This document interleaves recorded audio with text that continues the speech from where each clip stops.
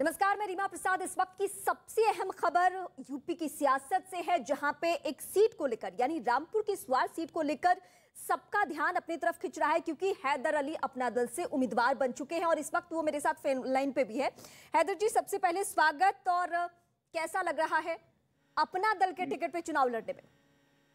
मुझे बहुत अच्छा लग रहा है और मैं अपनी पार्टी की जो नेता हैं, हमारी राष्ट्रीय अध्यक्ष श्रीमती अनुप्रिया पटेल जी और भारतीय जनता पार्टी के जितने भी बड़े नेतागण हैं, तो मुख्यमंत्री जी और प्रदेश अध्यक्ष जी और सेंटर में भी जितने हैं, नड्डा जी, प्रधानमंत्री जी, गृह मंत्री जी, सबका धन्यवाद देना चाहता हूं कि उन्होंने मुझे ये मौका प्रदान किया है। और मुझे पूरी उम्मीद है कि मैं ये सीट जिता के उनके सभी को समर्पित करूंगा।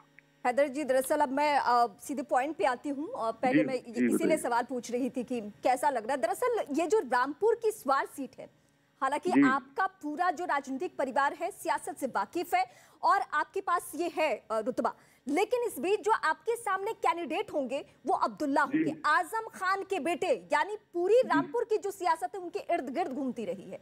अब ऐसे में आपके सामने चुनौती? देखिए, कोई इतनी बड़ी चुनौती नहीं है। आजम खान कोई खुद इतने बड़े तो मैं नहीं मानता हूँ है। उन्होंने जब भी चुनाव लड़ा है सत्ता के दबाव में लड़ा है और सत्ता का डर दिखा के, लोगों को डरा धमका के, झूठे मुकदमे लगा के लड़ा है।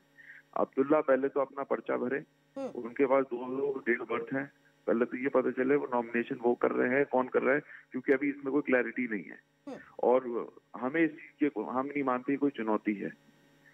हैदर जी, पुरानी अदावत है उस परिवार से, आपकी समाजवादी पार्टी के नेता आजम खान के परिवार से, और अब्दुल्ला के बारे में लगभग इसे तय माना जा रहा है, क्योंकि सलाखों के पीछे से आना और उसी तरीके से सिंपैथी वोट के लिए अपने आप को बताना कि मेरे साथ बहुत जुल्म हुआ है। देखिए, पब्लिक हर चीज समझ रही है। वो मुस्लिम वोटरों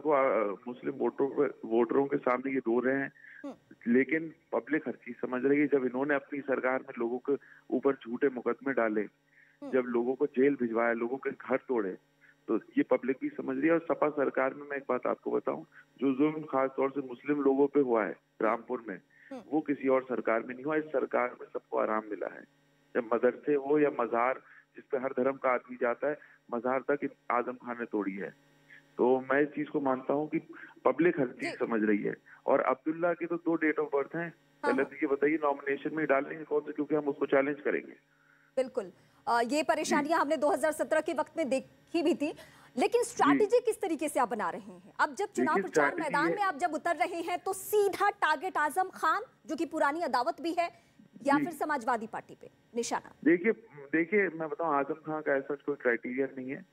ये बात सही है। इस स्ट्रैटेजी की जो आप बात कर रही हैं, जब से टिकट अनाउंस हुआ है, जो पब्लिक में उत्साह है, चाहे वो किसी भी धर्म, किसी भी जाति का वोट हो, पब्लिक खुश है इस चीज से, क्योंकि उनको उम्मीद है कि सीट भारी वोटों से जीत रही है। अच्छा, इस तो बीच हमारी जी आप अपनी बातें पूरी कीजिए। जी। तो मेरे कहने का आपसे मतलब यह है कि हम सभी को, जैसे हमारी सरकार कहती है सबका विकास, सबका विश्वास, तो वही हम सबको साथ लेके चल रहे हैं और सब हमारे साथ हैं। हैदर अली, एनडीए के गठबंधन से आप पहले मुस्लिम कैंडिडेट हैं। मुझे कहने में बुरा लग रहा है, लेकिन यही सियासी सच्चाई है। तो अगर आपके कंधों पे लगता है कि बहुत बड़ी जिम्मेदारी है, क्योंकि अगर आप जीतते हैं तो उस तरीके से जो सबका साथ, सबका विकास और सबका विश्वास की बातें होती है, वो कहीं ना कहीं कंप्लीट होती हुई दिखेगी। जी देखिए, सब लोगों को इस चीज में एक तो भय था कि एनडीए गवर्नमेंट ये नहीं करती, वो मुसलमानों को पीछे छोड़ती है। मैं आपको बताऊं, ये सुनहरा मौका मिला है सभी को, और मुझे बहुत गर्व महसूस हो रहा है कि मौका मुझे मिला है कि मैं भी सबकी, मैं अपनी विधानसभा की और लोगों की रिप्रेजेंटेशन कर पाऊं। और मुझे पूरी उम्मीद है कि जो मुस्लिम वोटर है, जो पार्टी के साथ पहले भी रहा है, अब और भारी तादाद से पार्टी का साथ भी देगा और सरकार बनाने में 300 नहीं, मुझे उम्मीद है 300 350 पार की सरकार बनेगी। हैदर जी, आप मेरे साथ बने रहिएगा। समाजवादी पार्टी के लीडर अनुराग भदौरिया इस वक्त मेरे साथ जुड़ चुके हैं। अनुराग जी, मैं आपसे ये पहलू जानना चाहती हूँ कि आपके तरफ से संभवतः इस सीट से, यानी रामपुर की जो सीट है, उससे आप अब्दुल्ला को टिकट देने वाले हैं और हैदर को पहली बार मौका मिला है एनडीए गठबंधन की तरफ से मुस्लिम कैंडिडेट को। आपकी प्रतिक्रिया इस पे? नहीं, इसमें प्रतिक्रिया क्या हो सकती है भाई? लोकतंत्र में कोई भी चुनाव लड़ सकता है, किसी भी दल से लड़ सकता है, कहीं से भी लड़ सकता है, किसी को भी लड़ा सकता है, किसी को भी टिकट दे सकता है। तो मेरा मानना यह है कि उत्तर प्रदेश के अंदर में इस बार जो चुनाव होने जा रहा है वो समाजवादी पार्टी जीत रही है, क्योंकि समाजवादी पार्टी ने ही जनता का भला किया है, जनता के साथ खड़ी रही है। समाजवादी पार्टी है जिसने हमेशा से यहाँ विकास की राजनीति की है, और भारतीय जनता पार्टी है नफरत की राजनीति करती आई है। आज भी देखिए, मुख्यमंत्री के भाषण सुनिए, 5 साल का काम नहीं गिना पा रहे हैं। उनकी लाचारी, बेचारी देखिए, बेचारापन देखिए उनका, कि जो भाषण दे रहे हैं उसमें अपने 5 साल का काम नहीं गिनाते हैं।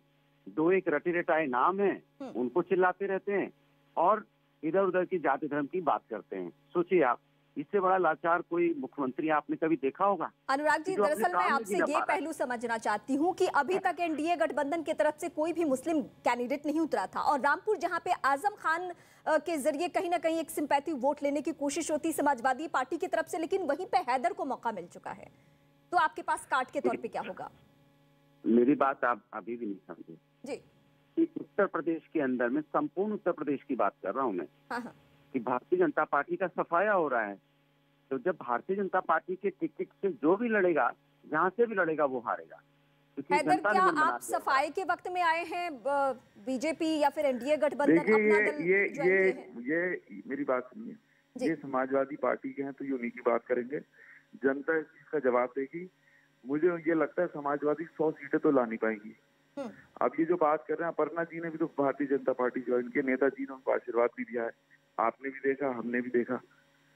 तो इस पे ये क्या कहना चाहेंगे? नेताजी तो संस्थापक हैं समाजवादी पार्टी के। और जहां तक की बात कर रहे हैं रामपुर की, जब रामपुर के लोगों पर अत्याचार होता था पिछली सपा सरकार में, और वो लखनऊ जाते थे, तो उनसे ये कहा जाता था कि रामपुर उत्तर प्रदेश में नहीं है। 100 सीटों पर आप सिमट जाएंगे हैदर अली। अरे देखिए, उनकी तो 2-3 सीटें आ रही है, तो आदमी जोर लगा के क्या बोलेगा? हारा हुआ आदमी, जो आदमी हार रहा होता है, वो क्या बोलता है? वो यही बोलता है कि नहीं नहीं नहीं नहीं नहीं नहीं नहीं, हम तो दूसरे वाले का कदम खत्म है, दूसरे वाले का खत्म है। तो भैया, जो हार रहे हैं उनके बारे में मेरी पूरी संपत्ति है, मेरा पूरा उनके प्रति क्या बोलते हैं वो चिंतन है कि बेचारे हार रहे हैं। लेकिन कोई बात नहीं, हार जीत लगी रहती है, ये तो राजनीति है, तो हार जीत का तो होते ही है। जनता की सेवा नहीं करोगे तो हार तो जाओगे भाई। कोविड काल में जो लोगों की मौतें हुई, क्या लोग भूल गए हैं? आज जिस तरह की आपने देखा हुआ, जिस तरह की इन्होंने कहते हैं 450 हमने अपने व्हीकल निकाल दिए, बसें निकाल दी, उस पर पोस्टर लगा के। मैं पूछना चाहता हूँ, जब यहाँ पैदल चल रहे थे लोग, तब ये कहाँ गए थे रथ?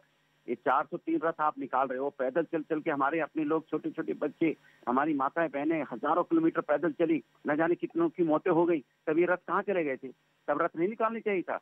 जिस एनडीए के टिकट पे आप चुनाव लड़ने जा रहे हैं हैदर अली, उनकी खामियां गिना रहे हैं, तो आपसे भी चुनावी माहौल में रामपुर की जनता पूछने वाली है, स्वार विधानसभा सीट की जनता पूछने वाली है, तो क्या जवाब देंगे आप?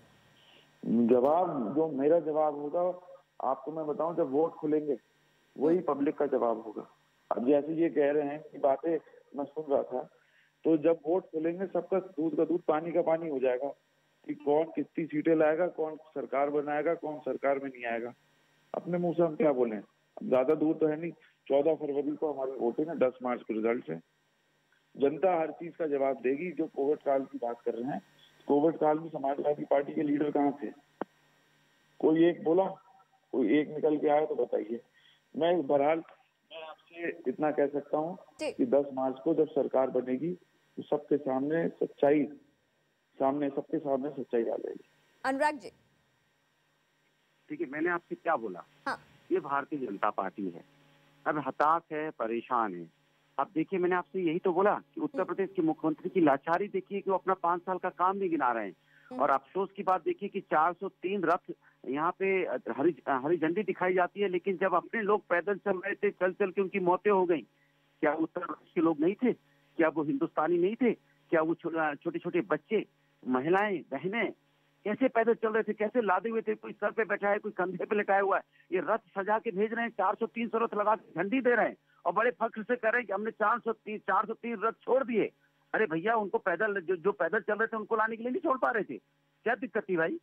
इसके मतलब आपको जनता की चिंता नहीं होती, आप विश्वास। अनुराग जी, जो आप मुद्दे उठा रहे हैं वो समाजवादी पार्टी का जो ये सवाल है, वो हम आगे भी बीजेपी के जब लीडर्स जुड़ेंगे उनके सामने भी ये सवाल रखेंगे। चूंकि हैदर अली मेरे साथ जुड़े हुए हैं।